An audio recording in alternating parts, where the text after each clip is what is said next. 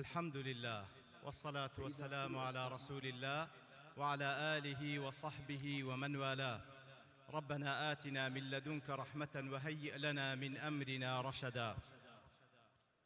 برزان ما مستعين قدر قران بانك خوازو كساياتي برزكان برپرسی سنتر و دەستگا و ڕێکخراوەکانی فێرکردنی قورئانی پیرۆز و ڕێکخراوە پەروەردەییەکان، برایان خوشکان ئامادەبوانی بەڕێز، بە ناوی ئەنجومەنی باڵای دەستگای نووری حیکمە پڕ بەدڵ پێتان دەڵێن بەخێر بێن.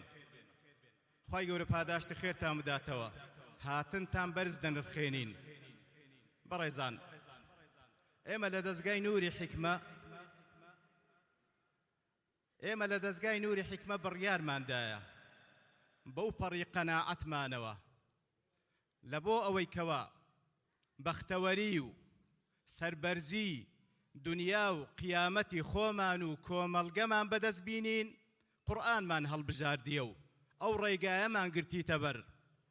ئەو قورئانەی کە ڕەب العالەمین لە حەقیدا دەفەرمی: فلا أقسم بمواقع النجوم وإنه لقسم لو تعلمون عظيم إنه لقرآن كريم في كتاب مكنون لا يمسه إلا المطهرون تنزيل من رب العالمين.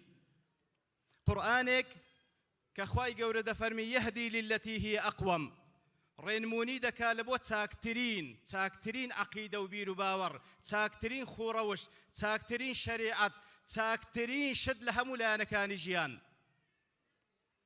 قورئانێک کە تاکە کتێبی ئاسمانیە، رب العالمین کەفالەتی حفظی کردیە، وەکو دەفەرمی: إنا نحن نزلنا الذكر وإنا له لحافظون. ئیتر یەک لە شێوازەکانی حفظی قورئانی پیرۆز لەو کاتێک کە دابەزیە هەتا وەکو ئێستاش لەگەڵدابی، خوای گەورە لە هەر سەردەمێکدا کەسانێک مشەڕەف دەکا تاوەکو قورئانی پیرۆز لە سینەی دڵیان و لە پەڕەی دڵیان بنەخشێن و بیپارێزن. ئیتر ئەوەندە شەڕەفەیان بەسە کە دەبنە هۆکارێک لە بۆ جێبەجێبوونی وعدی خوای سوبحانەه وتەعالا. ئەوەندە شەڕەفەیان بەسە کاتێکەوە دەبنە ڕێبواری کاروانێک کە سەرقافڵەکەی محەممەد الموستەفایە صلى الله عليه وسلم کە یەکەم حافزی قورئانی پیرۆز بوو. ئیتر پڕ بەدڵ پیرۆزبایی لە برایان و خوشکانم دەکەم، خوای گەورە لێتانی قبول بکە.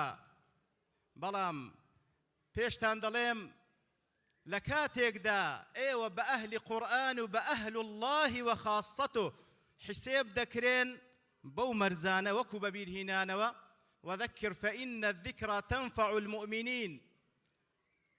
پێش هەموو شتێک ئاگاداری نیەتەکانتان بن. الإخلاص ثم الإخلاص ألا لله الدين الخالص. لەبەر ئەوەی خوای گەورە وەکو لە حەدیثە قودسیەکەدا پێغەمبەر صلی الله عليه وسلم دەفەرمی، خوای گەورە دەفەرمی: أنا أغنى الشركاء عن الشرك. خوای گەورە قبول ناکا شەریکی لە بۆ بڕیار بدەی. ئاگادار بە ئیخلاسەوە، نیەتت پاکەوە، ئەگەر نا ئەو حەدیثەی پێغەمبەر صلی الله عليه وسلم کە دەفەرمی یەک لەو سێ چینەی کە جەهەنەمیان پێخۆش دەکرێ و گەرم دەکرێ کەسێک کە قورئانی حفظ کردێ بەس لە بۆی پێی گوترێ حافظی قورئان. خوا پەناماندا یا ڕەبی. و هەروەها بەبیریان دەینمەوە هەروەکو قورئانتان لەبەر کرد و تەثبیتتان کرد و خوای گەورە لێتانی قبول بکە، بەڵام بزان واجبی سەرشانمان بەرامبەر بە قورئانی پیرۆز تەنها ئەوەندە نییە. یەکێک لە مەقاسیدەکانی قورئانی پیرۆز وەکو لە سوورەتی صاد خوای گەورە ئاماژەی پێدەکا: لیەدەبەڕوا ئایاتی. ئاگادار بن، پێویستە تێی بگەی، پێویستە ڕامانی لە خزمەت بکەی. و هەروها لە هەردوو سوورەتی ئەنیسا و ئەلقەمەڕ دەفەرمی: ئەفەلا یەتەدەبەڕون القورئان. بەسەر زانشکردنەوە ئاگادار بە، خۆت فێریکە، ڕامانی لە خزمەت بکە.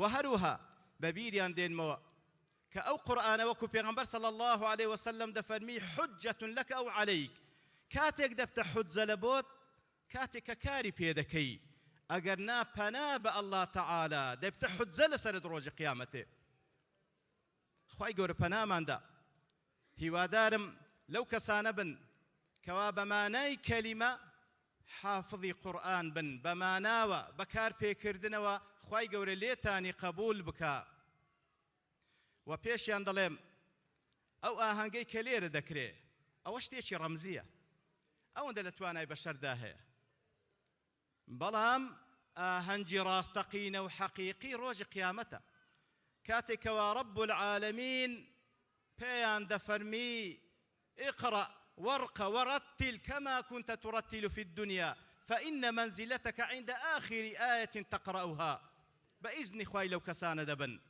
بإذن خواي لو كسان دبن وحضوري أو مسلمان بريزانش ليرا حضوري أو مسلمان بريزان ليرا بإذن خواي نشاني خوشويستيان لبو قرآن ولبو أهل قرآن براستي حضوريان ليرا مسؤوليتي سرشانتان قرستر دكا ئاگادار بن لە قەدەری مەسئولیەتدا بن بە ئیزنی خوای گەورە سوبحانەهو وتەعالا ئیتر دەستخۆشی لە هەموو ئەو برا خوشکە بەڕێزان دەکەم کە لە نووسینگەی دەستگا لە خلالی ئەو چەند ڕۆژەی ڕابردوو زۆر ماندوو بوون بە ئامادەسازی لە بۆ ئەو ئاهەنگ و مەراسیمە خوای گەورە پاداشتی خێریان بداتەوە و هەروەها دەستخۆشیم لە بۆ ئەو خێرخوازە بەڕێزانەی کە هەر یەکە و بە شێوەیەک بەڕاستی بەشدار بۆ تێیدا ئیوا هەیە بە موسحەف ئیوا هەیە بە پارە ئیوا هەیە بە سەعات ئیوا هەیە بە بەخشینی عومرە کە تاوەکو ئێستا ئەوەی ئەم ئاگادار بم